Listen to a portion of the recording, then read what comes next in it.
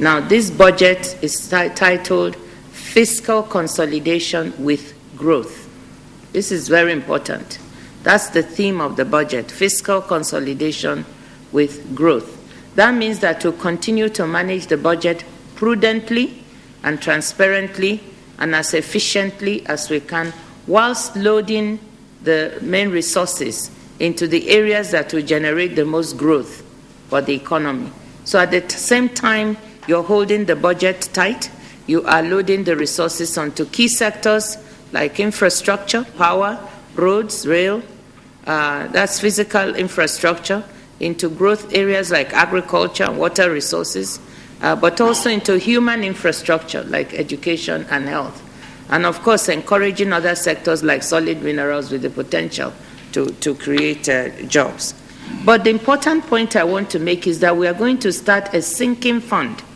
With Mr. President's approval, we will be devoting about 25 billion naira into a sinking fund because we must start putting aside money to retire the debt that we've been building up, our domestic debt.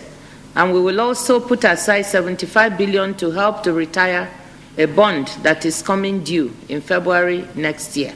Our expected projected revenue for 2013 is 3.891 trillion naira.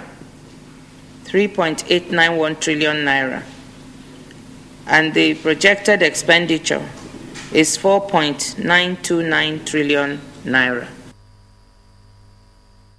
Nigeria's finance minister there and coordinating minister for the economy, Dr. Ngozi Okonjo-Iweala, at the Federal Executive Council meeting last week where she presented the medium-term fiscal framework, the 2013 budget. Of course, she made gave some highlights of the budget, what the federal government plans to spend. And of course, she also mentioned that sinking fund where she said 25 billion naira will be dedicated to retire Nigeria's to the domestic debt. Well, that is up right now to around 6.1 trillion naira from around 5.9 trillion naira in March. That's an increase of about 187 billion naira. Well, Johnson Chuko is still here with me in the studio, and that's what we're still looking at. Johnson, thank you so much for being around. Now, you listen to the finance minister, and, listening to her, sometimes one just gets the impression that, looking at what the fiscal authorities have been able to put on the ground, talking about the medium-term framework for the 2013 budget, it's like that's the best we can do. But you insist that we can do more and that we need the political will. We need like a drastic surgery for this economy. Yes, that's not the best we can do. Maybe that's the best we can do under the political environment we are. But if you want to do the best we can, there are basic things we can do. And those things will require a lot of political will. Drastic measures have to be taken to corner our federal government costs. One of which that I pointed out earlier is that the government had said repeatedly that they want to rationalize the public service. And they've not been able to do that. No ministry has been closed down. More departments are being created. 2 reports I know of have come out recently. I mean, the committee that reviewed the police service commission came up with a report and said, look, you need to consolidate the law enforcement agencies. We have the road safety.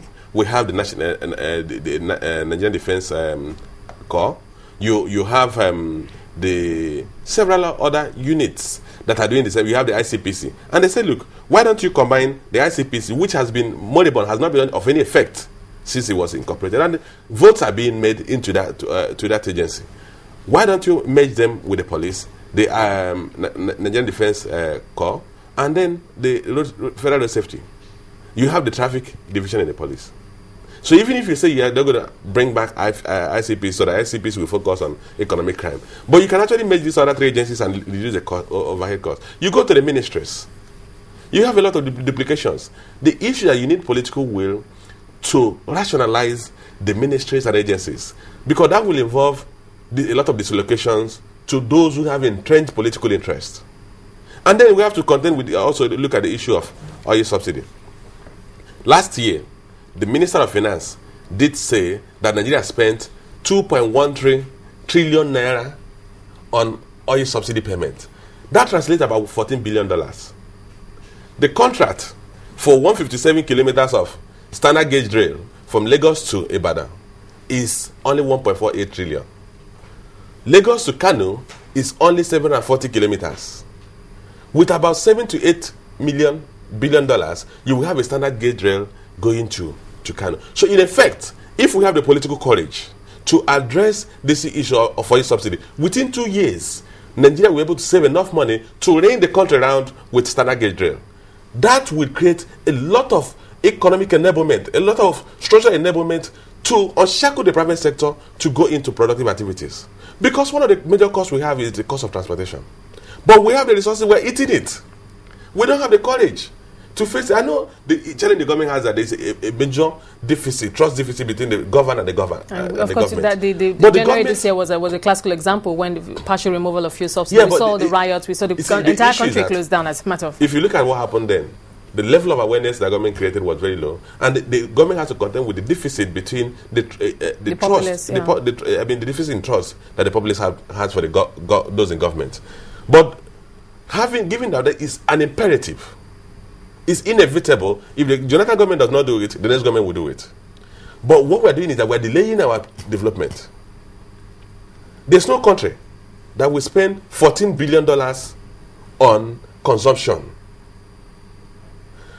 This is far beyond the budget of most countries in West Africa that are growing. I'm sure if you some of the entire West African budgets, it's far more than that. But we are consuming it.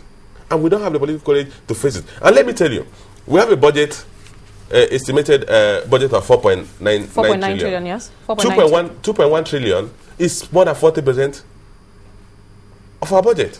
It's about 45% of our budget.